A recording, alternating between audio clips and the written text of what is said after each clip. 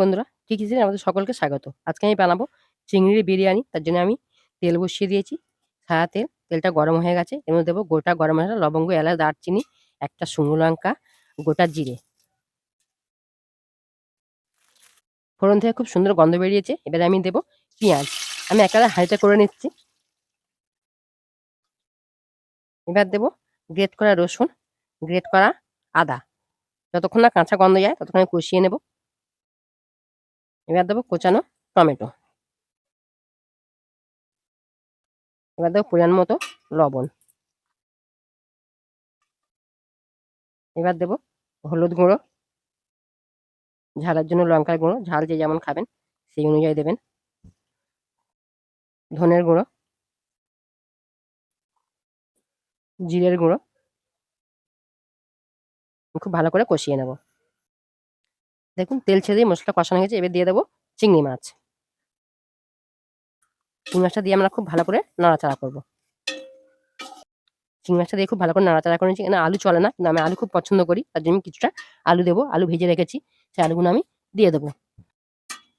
আলুটা অপশনাল, দিতেও পারবেন, না দিলে কোনো অসুবিধা নেই।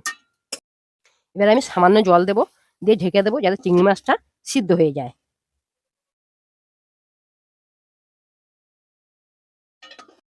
চিংড়ি মাছ রেডি হয়ে গেছে। ওপর থেকে দিয়ে দেবো বিরিয়ানির মশলা। এবার দেবো অল্প একটু খোয়া ক্ষীর। এবার আমি ভাতটা দেবো। ভাতটা এখানে করে রেখেছিলাম, ভাতের লেয়ারটা সমান করে দিয়ে দেবো। এবার দেবো কেওড়া জল, গোলাপ জল, মিঠা আতর। আমার কাছে কেশর নেই, তাই দুধের সামান্য একটু ফুড কালার গুলে রেখেছি, সেটাও দিয়ে দেবো উপর থেকে।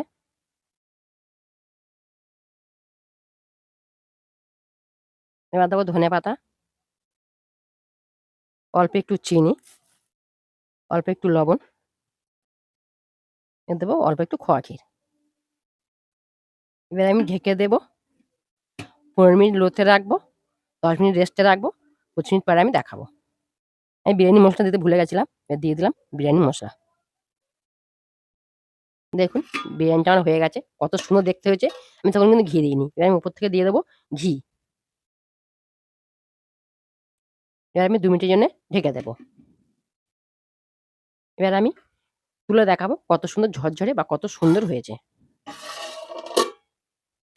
দেখুন কত সুন্দর ঝরঝরে বিরিয়ানি হয়েছে।